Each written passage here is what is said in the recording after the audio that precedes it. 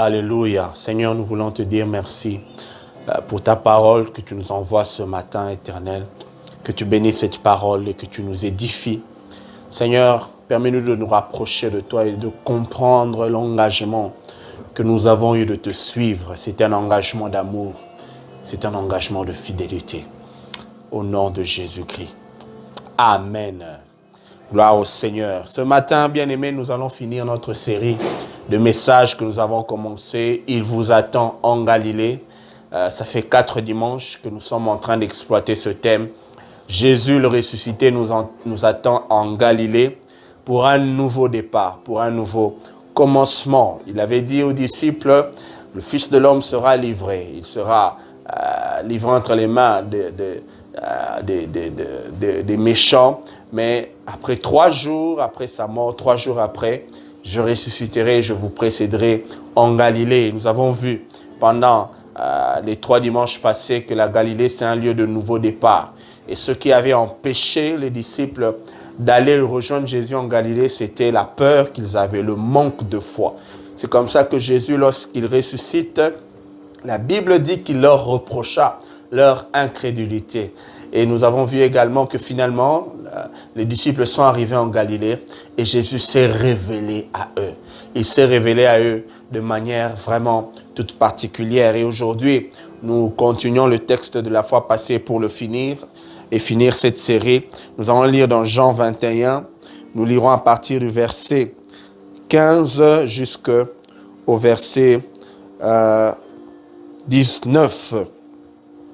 Après qu'ils eurent mangé, Jésus dit à Simon-Pierre, « Simon, fils de Jonas, m'aimes-tu plus que ne le font ceux-ci » Il lui répondit, « Oui, Seigneur, tu sais que je t'aime. » Jésus lui dit, « Prends soin de mes agneaux. » Il lui dit une seconde fois, « Simon, fils de Jonas, m'aimes-tu » Pierre lui répondit, « Oui, Seigneur, tu sais que je t'aime. » Jésus lui dit, « Sois le berger de mes brebis. » Verset 17, il lui dit pour la 3e fois, « Simon, fils de Jonas, m'aimes-tu » Pierre fut attristé de ce qu'il lui avait dit pour la 3e fois, « M'aimes-tu » Et il lui répondit, « Seigneur, tu sais toutes choses. Tu sais que je t'aime. » Jésus lui dit, « Prends soin de mes brebis. En vérité, je te le dis, quand tu étais plus jeune, tu attachais toi-même ton vêtement et tu allais où tu voulais. Mais quand tu seras vieux, tu étendras tes mains et un autre l'attachera et te mènera où tu ne voudras pas. » Il dit cela pour indiquer par quel mot Pierre glorifierait Dieu. Après avoir ainsi parlé, il lui dit, « Suis-moi. » Amen. Jésus nous attend en Galilée pour un nouveau départ. Bien-aimés, ce texte est en train de nous raconter cette dernière conversation dans l'évangile de Jean que Jésus a avec ses disciples. Et une fois qu'ils sont en Galilée, une fois que Jésus les a orientés à faire une pêche miraculeuse pour, je ne sais pas, la 40e fois. Mais Jésus va maintenant se mettre autour du feu, manger avec eux. Et juste après ce repas, Jésus se tourne vers Pierre et pour lui poser la question, « Pierre, est-ce que tu m'aimes » Waouh, quelle question! Et il adresse cette question à celui-là même qui l'avait renié 3 fois.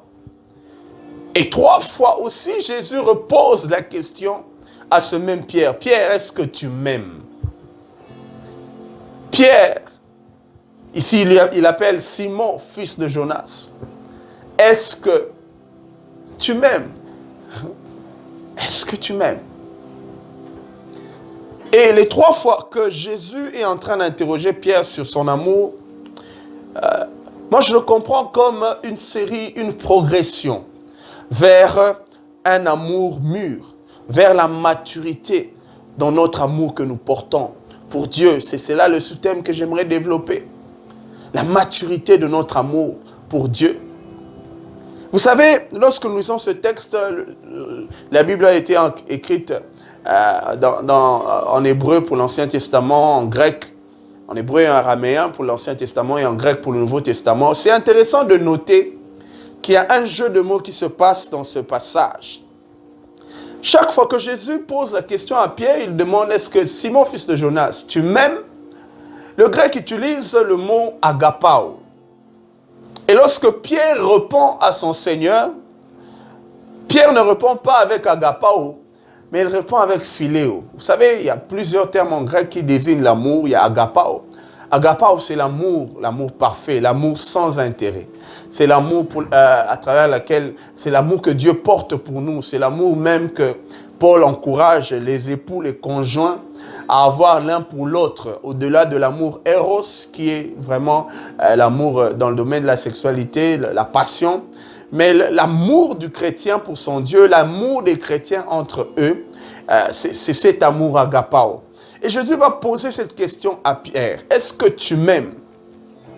Mais Pierre va répondre par philéo. Il dit, Seigneur, tu sais que je t'aime. Philéo, c'est un amour, c'est un attachement. C'est comme quelqu'un qui dit, j'aime manger du foufou. Oh, j'aime la chikwang. C'est vraiment un amour qui traduit plus quelque chose dont on ressent le plaisir. C'est ça l'amour philéo. S'attacher à quelqu'un, être attiré par quelque chose, être attiré par quelqu'un. C'est ça un peu le sens de ce mot.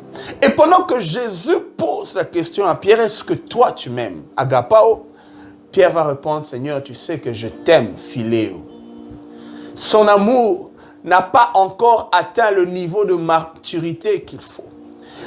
Et c'est ce qui se passe actuellement alors que nous sommes en train de vivre cette pandémie. Peut-être tu te rends compte le fait qu'on ait fermé les églises révèle en réalité qu'on nous embêté. Révèle en réalité que peut-être tu aimais l'église parce que tu aimais être avec les amis, tu aimais rencontrer, tu aimais le culte. Oh, j'aime l'expérience du culte, j'aime la louange qui se passe là-bas. Mais est-ce que tu aimes Dieu? Oh, j'aime mes études, j'aime ceci, j'aime cela. Ça, c'est philéo. Mais la grande question que Jésus te pose, est-ce que tu m'aimes? Est-ce que ton amour est assez mûr? Et 3 fois de suite, alors que Jésus dit, demande à Pierre, est-ce que tu m'aimes, agapao? Pierre dit, non, Seigneur, moi je t'aime, philéo. Je suis attaché à toi. Et je me dis peut-être pour Pierre, son attachement à Dieu, la passion qu'il avait pour le Seigneur, peut-être qu'il considérait cette passion comme supérieure. Mais malheureusement, vous savez ce qui est arrivé à la fin, pendant qu'on a arrêté Jésus. Celui-là même qui avait dit, je te suivrai partout. Jamais ce que tu es en train de dire ne s'accomplira. Mais celui-là a été le premier à le régner 3 fois. Parce que son amour pour le Seigneur n'avait pas encore atteint sa maturité. Et bien aimé, lorsque nous regardons la révélation de la parole de Dieu, je comprends que un amour mûr, un amour qui atteint sa maturité, passe par 3 étapes. La première étape, c'est l'amour dans le sens de sentiment. L'amour, ça commence par un sentiment. C'est vraiment ça le philéo. Et ce sentiment fait à ce que nous puissions nous attacher à quelqu'un. Beaucoup de gens suivaient Jésus dans la foule parce qu'ils aimaient écouter les prédications de Jésus, les enseignements, parce qu'ils aimaient manger ce que Jésus leur proposait à travers les miracles, la multiplication des pains. C'est juste un sentiment. Et beaucoup de chrétiens sont limités à ce niveau. Ils aiment le Seigneur, ça dépend de l'humeur qu'ils ont. Lorsque, à l'amour qui vient, à ce jour-là, vraiment, j'aime Dieu, je veux faire ce qu'il me demande. Mais il y a des jours où il ne le sent pas dans son cœur, alors il retourne à sa vie, il retourne à son quotidien. Bien-aimé, le Seigneur t'aime et son amour pour toi est sincère. Mais regarde ton amour, est-ce que tu l'aimes vraiment? Le fait que tu es à la maison révèle réellement ce qu'on l'ingaraye ou pas. Peut-être c'est ton cas, tu te rends compte que l'amour que toi tu portes pour Jésus, c'est juste un sentiment, c'est l'effervescence. Ah, je vois tous mes amis aller à l'église, alors moi aussi j'aime aller, j'aime chanter à la chorale, j'aime ceci. Et même pour nous les serviteurs de Dieu, vous savez, il y a ce grand piège d'aimer le ministère plus que celui qui nous a appelés. Et ça c'est très dangereux. Lorsque l'amour que nous avons pour le Seigneur ne se limite qu'à un sentiment. Une deuxième étape de cet amour vers la maturité, c'est lorsque cet amour devient comme une obligation. Vous savez, lorsque Dieu a donné la loi à Israël, c'était une manière pour Israël de démontrer leur attachement et leur amour pour Dieu. Il leur a donné la loi.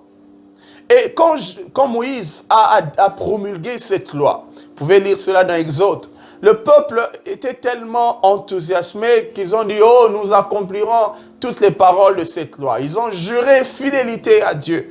Ils ont juré de respecter toutes les obligations qu'imposait la loi de Dieu. Mais l'histoire d'Israël nous montre que ceux qui étaient très enthousiasmés au départ ont été incapables de suivre les obligations de cette loi.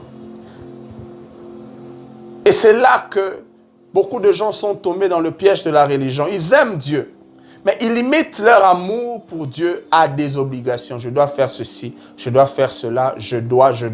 Je dois prier parce qu'un chrétien doit prier. Je dois lire la Bible parce qu'un chrétien doit lire la Bible. Là, nous sommes en train de tomber dans le piège de la religion. Pierre, est-ce que tu m'aimes? Je t'aime, Seigneur. Pierre, est-ce que tu m'aimes? Je t'aime. Regarde, je donne toujours mes offrandes, ma dîme. Je fais ceci, je fais cela. Oh, bien-aimé, c'est au-delà de ça. Souvenez-vous de cette histoire, le jeune homme riche qui est venu vers Jésus. Jésus lui dit, si tu veux avoir la vie éternelle, simple, obéis aux commandements. Oh, mais Jésus, tika, tous ces commandements, moi, je les observe depuis que je suis tout petit. Il est venu parce qu'il était attiré par Jésus. Mais malheureusement, pour lui, il définissait cet amour comme des obligations à remplir. C'est là que Jésus nous appelle à une troisième dimension. L'amour, ce n'est pas une question de sentiment. L'amour pour Dieu, ce n'est pas une question simplement d'obligation. Mais c'est un amour qui va jusqu'au sacrifice. Un amour qui va jusqu'au sacrifice. Pour la troisième fois, Jésus va poser cette question à Pierre. « Simon, fils de Jonas, est-ce que tu m'aimes ?» Il dit, « Seigneur, tu sais toutes choses. Tu sais que je t'aime. » Il lui dit, « Prends soin de mes brebis. » Et ensuite, il lui raconte même de quelle manière la mort de Pierre glorifierait Jésus. Il dit, quand tu étais petit, tu faisais tout ce que tu voulais. Tu allais là où tu voulais, mais lorsque tu seras vieux, tu ne seras plus maître de tes choix. On te prendra, quelqu'un d'autre te ceindra la ceinture. Et Jésus était déjà en train de voir ce qui allait démontrer l'amour de Pierre qui a atteint sa maturité. C'est lorsque Pierre serait capable, dans les temps à venir, de donner sa vie, littéralement, pour son Seigneur. Et il y a une tradition, ce n'est pas dans la Bible, mais c'est une tradition de l'Église qui raconte que le jour où on devait exécuter Pierre, le jour où on devait l'exécuter, ils ont proposé de le clouer également sur la croix. Et en voyant cela, Pierre s'est dit non, il leur a dit, je ne suis même pas digne de mourir de la même manière avec mon Sauveur. Mettez ma tête en bas. C'est comme ça que la tradition chrétienne raconte que Pierre a été crucifié la tête en bas et c'est comme ça qu'il est mort. Son amour a atteint la maturité. Son amour a atteint le niveau où ce n'est plus ce que moi je veux, mais c'est ce que Dieu veut de moi. Oh bien-aimé, pendant ce temps de crise, je t'invite à réévaluer ton amour pour le Seigneur. Il est à quel niveau? Est-ce que c'est un amour simplement sentiment, effervescence? Est-ce que c'est un amour obligation? Je dois faire, je dois le faire. Ou bien c'est un amour qui va volontairement pour dire Seigneur, prends tout de moi. Je ne retiens rien. Tu es le maître de ma vie. Serre ma ceinture et emmène-moi là où tu veux. C'est ça l'amour qui atteint sa maturité. Et c'est d'ailleurs ce que Jésus a démontré lorsqu'il est venu sur cette terre. La Bible dit dans Jean chapitre 13 que Jésus, ayant aimé les siens, il mit le comble de son amour. Et c'est avec ce chapitre que commence la soirée où il a été arrêté et plus tard crucifié. Comment est-ce que Jésus a mis le comble de son amour pour ses disciples? C'est en donnant sa vie. Et c'est ce qu'il avait dit lui-même. Il dit qu'il n'y a pas de plus grand amour. Il n'y a pas d'amour le plus mûr, plus parfait. C'est ça l'agapao. Donner sa vie pour les autres. Se sacrifier pour celui qu'on aime. Alléluia. Oh bien-aimé, ce message, alors que je conclus cette série, il vous attend en Galilée. Jésus t'attend en Galilée pour un nouveau départ. Et ce nouveau départ, bien-aimé, doit être un départ dans un amour sincère et un amour qui a atteint sa maturité pour le Seigneur. Peut-être tu te rends compte que ta vie chrétienne n'était pas aussi si belle que ça. Tu es à la maison, tu es peut-être découragé, tu ne pries même pas, tu ne lis même plus la parole de Dieu. Tu te rends compte que tu aimes Facebook, tu aimes WhatsApp plus que ton Dieu. C'est une occasion pour toi, comme Pierre, d'être attristé du fait que le Seigneur te pose encore pour la 3e fois la même question. Et cette tristesse, Paul est en train de dire, la tristesse selon Dieu, elle est bonne parce qu'elle nous conduit à la repentance. Et c'est ce que Pierre a éprouvé lorsque le Seigneur lui a posé pour la 3e fois la même question. Cela l'a interpellé. Il s'est rendu compte qu'en réalité, je n'arrive pas à aimer le Seigneur. Et même pour cette 3e fois, Pierre n'a pas la prétention de répondre, Seigneur, je t'aime, agapao. Non. Il réalise que même lorsqu'il comprend que son amour n'a pas été un amour mûr pour le Seigneur, il s'ouvre à Jésus, il dit, Seigneur, tu sais toutes choses. Tu connais ma vie. Tu connais l'incapacité de mon cœur à t'aimer jusqu'au sacrifice. Et c'est ça la prière que j'aimerais que tu fasses en ce jour. Prie pour ta relation avec Dieu. Prie pour ton cœur. Prie pour ta vie. Dis, Seigneur Jésus, le jour où je t'ai reçu dans ma vie, le jour où je t'ai accepté, j'ai promis de te servir, de t'aimer. Le jour où j'ai plongé dans les eaux du baptême, j'ai témoigné publiquement que je te suivrai jusqu'au bout. Et que je t'aimerai. Seigneur, restaure mon amour pour toi. Peut-être tu es comme l'église d'Éphèse, une église bouillante, une église qui fait beaucoup de choses, mais qui a perdu le premier amour. Oh Seigneur. Seigneur, tu nous poses la question ce matin. M'aimes-tu? Elle Nathan, est-ce que tu m'aimes? Doxadeo, est-ce que tu m'aimes? Église universelle, corps du Christ, épouse du Christ, est-ce que tu m'aimes? Nous avons tourné nos regards sur beaucoup de choses. Nous avons oublié celui qui nous a rassemblés. Seigneur, nous venons humblement devant toi. Reconnaissons que notre amour n'a pas encore atteint sa maturité. Nous sommes comme Pierre. À la moindre occasion, nous t'avons régné. Nous t'avons régné devant les autorités. Nous t'avons régné dans nos salles de classe. Nous t'avons régné dans nos milieux de travail. Là où tout le monde devait connaître et comprendre qu'il y a un chrétien parmi nous, Seigneur, nous t'avons régné. Nous nous sommes comportés comme tout le monde. Nous avons fait comme tout le monde au marché. Et tu as envoyé, tu as permis ce temps, Seigneur, pour nous questionner, Seigneur.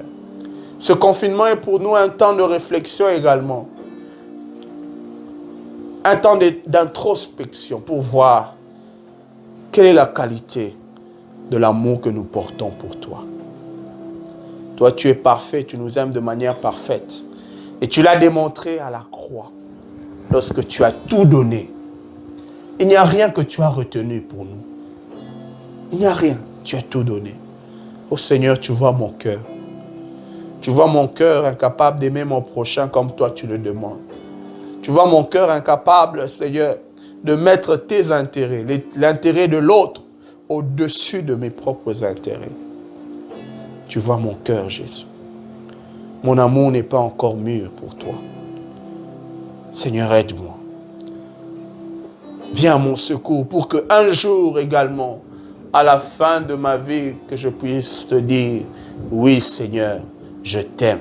Et cette fois-là, ça ne sera plus Philéo. Cette fois-là, ça sera Agapao. Je t'aime.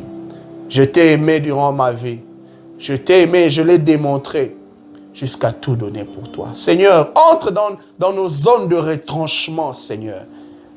Les zones où nous nous retranchons. Nous t'avons peut-être laissé la grande partie de notre vie, mais il y a des zones où nous ne t'avons pas encore permis d'entrer. Seigneur, Kotanabisi Kawana, viens prendre le contrôle. Viens prendre le contrôle même de ces zones où nous nous retranchons. Oh Dieu, aide-nous Seigneur. Aide-nous Seigneur. Nous ne savons pas combien de temps va durer ces événements Seigneur, mais nous voulons sortir de ces événements avec un amour nouveau. C'est pour cela que tu nous as invités en Galilée. Seigneur, cette pandémie est comme la Galilée pour nous. Un temps où nous nous préparons à l'après-crise. Un temps où tu nous prépares pour la mission. Pour une nouvelle dimension. Les apôtres t'ont servi. Ils ont même guéri des malades. Ils ont prêché la bonne nouvelle. Mais il y avait un après Jésus. Lorsque l'Esprit de Dieu est descendu. Ils ont fait le même travail mais avec des proportions plus grandes. Parce qu'ils étaient passés par la Galilée. Parce qu'ils avaient eu l'occasion de recommencer un nouveau départ. Et tu leur as rassuré de ta présence chaque jour. En accomplissant des miracles, des signes et des prodiges. Seigneur, travaille dans nos vies. Merci Seigneur de bénir chaque personne qui a entendu ce message. Merci de briser nos cœurs, briser notre orgueil. Merci de nous apprendre à t'aimer toi et toi seul. Que ça ne soit pas une question de sentiment, d'obligation. Que ça soit le sacrifice de notre vie pour toi. Comme des offrandes vivantes. Comme un sacrifice vivant. Au nom de Jésus. Nous prions pour tous ceux qui sont malades, tous ceux qui sont dans des difficultés. Seigneur, étends ta main, Seigneur, et touche leur vie. Restaure les nations, Père. Restaure les nations. Que la gloire de ton royaume, Seigneur, la gloire de ton royaume puisse éclater dans chaque nation du monde. Et que ton nom soit connu, même à travers cette pandémie. Seigneur, les portes des églises sont physiquement fermées. Mais les portes des églises, les portes de ton église restent ouvertes pour bénir les nations. Pour bénir, Seigneur, les nations du monde, les ethnos de l'humanité. Jésus, bénis cette parole, bénis cette semaine. Accorde-nous ta grâce. Accorde-nous de marcher dans un amour qui atteint sa maturité. Au nom de Jésus-Christ, nous avons ainsi prié. Amen. Est-ce qu'on peut acclamer le Seigneur? Que Dieu vous bénisse. Bon dimanche à tous.